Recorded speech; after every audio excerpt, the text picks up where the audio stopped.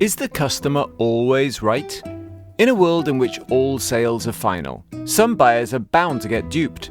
But if the customer's always right, what can retailers do about unreasonable customers? Welcome to the Chicago Booth Review podcast, where we bring you groundbreaking insights in a clear and straightforward way. I'm Hal Weitzman, and in this episode, we're hearing from John Paul Rollert, an adjunct associate professor at Chicago Booth and our in-house ethicist. In this essay from 2018, which appeared under the title Don't Get Run Over by Your Customers, Rollert reflected on the perils of a policy in which the customer is always right and looks for a balance between honouring customers and indulging them. The weekend rentals were the worst. The sales associates at Sagebrush stores, where I worked in high school, were unanimous on this point. It's not that our returns policy was frictionless or beloved by every patron. As anyone who's ever spent quality time in the customer service line at a Macy's, Kohl's, or Forever 21 will attest, in the face of even a minor speed bump, people who are otherwise reasonable adults will often shed any semblance of polite restraint and reclaim the rebel yell of wailing toddlers everywhere. I want what I want. They didn't get what they wanted at Sagebrush. Not always, at least. That wouldn't be fair. Not to the store, not to the other customers, and certainly not to the poor sales associates. High school kids who were getting $4.25 an hour to hawk cheap clothing with cowboy flair to middle-income Michiganders. For nearly 2 years, I was one of those kids. And while I came to understand that it is an occupational requirement of a retail salesman that, in Daniel Defoe's memorable phrasing, if he sees himself ill-used, he must wink and not see it, I also learned there were exceptions, especially when the company's bottom line was involved. This is why merchandise returns were always a dicey matter. Customers are inevitably fickle, and stores have to figure out when they're also unfair. Say a shopper decides the décolletage on her fire engine red crop top is a little outre for the ladies' literary club. Did she buy it last Tuesday, and are the tags still attached? No problem. She can bring it in for a full refund. But did she wear the same crop top for weeks on end until there were pit stains and a split in the shoulder seam? Yeah. It doesn't matter if she still has the receipt. She's not getting her money back. To the sales associates at Sagebrush, what fairness required in either of these cases seemed pretty straightforward, which is why the weekend rentals so annoyed us. Typically, a suspect would slink into the store on Sunday afternoon, clutching his plastic Sagebrush bag like a bank robber. If my manager, Norm, spied the scoundrel, he would intercept him at the counter. I can still see Norm removing a wadded-up pullover, fingering the price tag, and pressing the item to his face. When his eyes flashed with contempt, I knew exactly what he had smelled. The customer had purchased the sweater, worn it out to the bar, and returned it, reeking of smoke, all without ever removing the tag. Weekend rentals put us in something of a bind. If return policies are written to draw a line between the customer who is merely fickle and the one who is also manifestly unfair, the demarcation will inevitably be crude by virtue of its clarity, at once over and under-inclusive. Indeed, just as the mere removal of tags shouldn't prevent a retailer from offering refunds to customers in all cases, the fact that a tag remains attached to a shirt that smells like it has been sitting in the back of the Marlboro Man's closet doesn't mean a sales clerk should be obliged to give someone his money back, regardless of whether or not he produces a receipt. Yet, rules are rules, and while a store manager can safely bend them in favor of a customer, heaven help one who tries to make an exception for the good of the company. That's why the weekend rentals were the worst. We were trapped, and the customers knew it. LL Bean wasn't so much trapped by its customers as it was cornered. The recent announcement by the Maine-based retailer that it was abandoning its legendary return policy brought me back to my time as a sagebrush salesman and what it taught me about the ethics of customer service. In any transaction, fairness is always a matter of striking a fine balance between the interests on either side of the counter. It's a simple lesson, but one that, for LL Bean, proved quite expensive. Who bears the risk of being taken advantage of in a commercial transaction is a question that defines the ethics of customer service. And in the answer provided at either extreme, we find a familiar orientation toward the practice of business. At one end is caveat emptor, or buyer beware, a state of affairs in which the buyer accepts full responsibility for any regrets, whether they are a matter of simple indecision or a sincere belief she didn't get what she paid for. At the other end, the customer's always right, a seller is willing to accept any amount of nonsense from her customers, regardless of its impact on business. Rarely do we find epitomes of these two poles of commercial conduct. Extreme cases of caveat emptor are somewhat more common.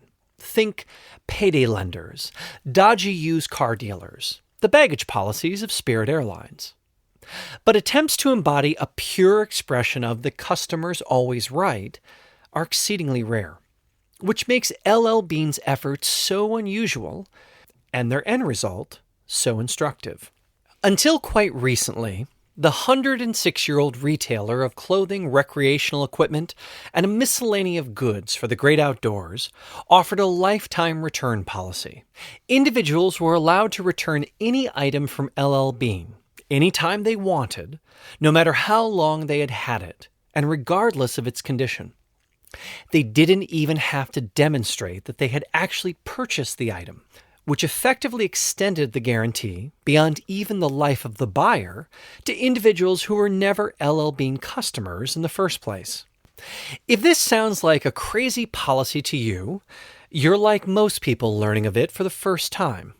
And yet, even as recently as a year and a half ago, LL Bean was proudly touting its 100% satisfaction guarantee, a company commitment with terms customers were allowed to define for themselves. We simply look at our guarantee as an extension of our customer service philosophy, an LL Bean spokesman said in August 2016. As a company, we have made a conscious decision to invest in our customers by standing behind our products. The occasion for the quote gives an illustration of the risk LL Bean was running, as well as an indication of where things were heading. It came in the course of a column by Dennis Green, a retail sales reporter for Business Insider, titled, "I Tested LL Bean's Legendary Return Policy by Returning 4-Year-Old Shoes."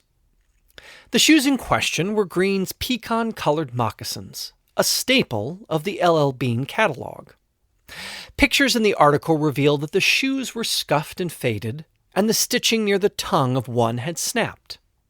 If the shoes were dissatisfying, they were dissatisfying in the way that all goods we've gotten a great deal of use out of are dissatisfying, which is to say, because they are not brand new.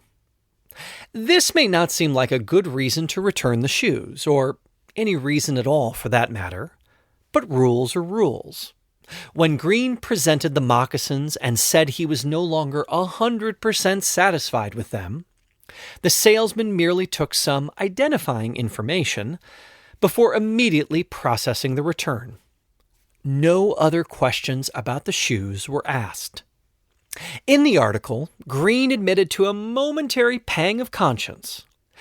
"I did feel a bit like a jerk at the counter with my clearly very old and used shoes." And he was quick to affirm that the guarantee had its limits. "Buying an $84 pair of shoes 4 years ago does not exactly entitle me to new shoes for the rest of my life," he said. "And that is not the intent of the policy." Surely not from LL Bean's perspective. And yet, when a company orients its service around an absolute commitment to the customer's always right, its views on such matters are irrelevant. Just as Green determined that his satisfaction required the replacement of a well-worn pair of shoes, someone else could decide that $84 entitled him to a lifetime rental of pecan-colored moccasins. It seems like a lot of people made just such a determination, or one like it, because this past February, the company announced that it was rolling back its return policy. If you're enjoying this podcast, there's another University of Chicago Podcast Network show you should check out. It's called Big Brains. Big Brains brings you the stories behind the pivotal scientific breakthroughs and research that are reshaping our world. Change how you see the world and keep up with the latest academic thinking with Big Brains, part of the University of Chicago Podcast Network. Increasingly, a small but growing number of customers has been interpreting our guarantee well beyond its original intent. LL Bean Executive Chairman Sean O'Gorman wrote in a letter posted to the company's Facebook page. Some view it as a lifetime product replacement program, expecting refunds for heavily worn products used over many years. Others seek refunds for products that have been purchased through third parties, such as at yard sales.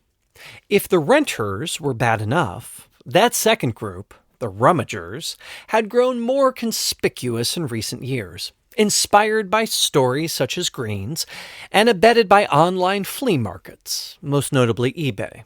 LL Bean estimated that, in the past 5 years alone, abusive returns had cost it nearly $250 million. And tales of folks walking into stores with garbage bags full of goods and walking out with hundreds of dollars in gift certificates were proliferating.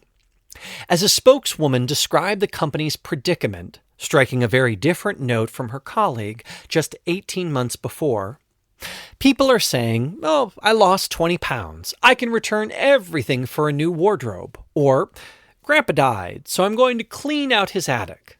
She continued, "That's not reasonable or fair." Some customers disagreed, including Slate's Justin Peters. As if to indict the scruples of journalists everywhere, or the stinginess of their employers, Peters, as Green did before him, acknowledged visiting LL Bean in order to exchange a well-worn pair of shoes.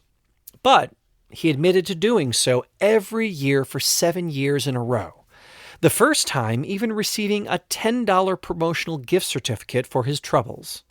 "Not only did I get free shoes, I also got free money," despite the fact that his own mother had labeled the annual shoe swap a scam. Peters still protested the suggestion in Gorman's announcement that it was somehow dishonest for me and other customers to take LL Bean up on its policy. Observing that the company had made much of its lifetime guarantee in online advertisements and on its website, Peters took something of a legalistic approach to the policy. Customers should not be expected to be strict constitutional originalists, he said. If the intent behind a given policy varies from the text of the policy, then it's incumbent on the company to change the text of the policy to better reflect its intent. In other words, rules were rules. If they didn't want people to take the swap, Peters declared, they shouldn't have offered it. Now, it's one thing to observe that when a company maintains an absolute commitment to the customer's always right, it's accepting the risk of being taken advantage of. But it's another thing to contend that, by embracing such an approach, the same company is inviting bad behavior, or even sanctioning it. I suspect that Peters, whose rant carries a tone of faux indignation, would not suggest to a young mother who complains about asbestos in the nursery walls and rats in the cupboard that when she decided to rent from a slumlord, she was more or less asking for it. But that's essentially the logic he applies to LL Bean. Rather than open season on the goodwill of buyers or sellers, Another way of regarding business conducted under the express terms of caveat emptor, or the customer's always right, is as a commercial exercise in abject trust, either by buyers and sellers or by sellers and buyers.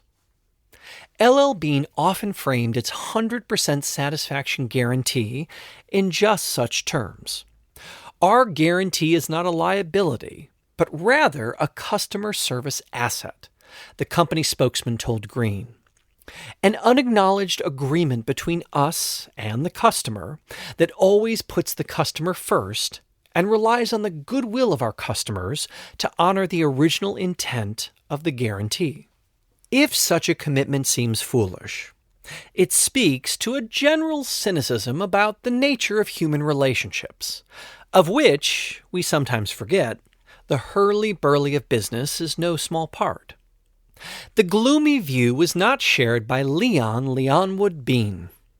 I do not consider a sale complete until goods are worn out and the customer still satisfied, he said in 1916, 4 years after he founded the company that still bears his name. The absolute commitment to customer service was purchased at a high price almost immediately after he launched. In a 3-page flyer he sent to non-resident hunting license holders in Maine, Bean touted a waterproof boot that he guaranteed to give perfect satisfaction in every way. Of the first 100 pairs he sold, 90 failed this test when the rubber bottoms of the boots separated from the leather tops. The mistake nearly put Bean out of business, but he kept his word and refunded the purchase price for every disappointed customer. Offering refunds for faulty stitching is a far cry from affording customers the opportunity to rent penny loafers for life. But one must willfully misread the company's 100% satisfaction guarantee to discover the second interpretation. This is the danger of putting Bean's personal commitment to customer satisfaction into official company bylaws. It transforms an attitude of goodwill and close attention into a shield for shifty shoppers. Armed with an explicit and unbounded guarantee, they have a ready defense for dubious returns. Rules are rules, but rules also change. In the case of LL Bean, the new set allows for refunds for any reason within a year of purchase, and allowances are made for defects in materials or craftsmanship thereafter. In a nod to rummagers, proof of purchase is now required. The new policy is not only more reasonable than the one before it, it attempts to be fair rather than hopeful. Buyers aren't always right, just as sellers aren't always wrong. To assume the former is to make an angel of the customer, and to assume the latter is to suppose a devil. We are all better off engaging each other with good faith and good sense, allowing for honest mistakes on either side of a bargain, not rip-offs and weekend rentals. That's it for this episode of the Chicago Booth Review podcast, part of the University of Chicago Podcast Network. For more research, analysis, and insights, visit our website at chicagobooth.edu/review. When you're there, sign up for our weekly newsletter so you never miss the latest in business-focused academic research. This episode was produced by Josh Stunkel. If you enjoyed it, please subscribe and please do leave us a 5-star review. Until next time, I'm Hal Weitzman. Thanks for listening.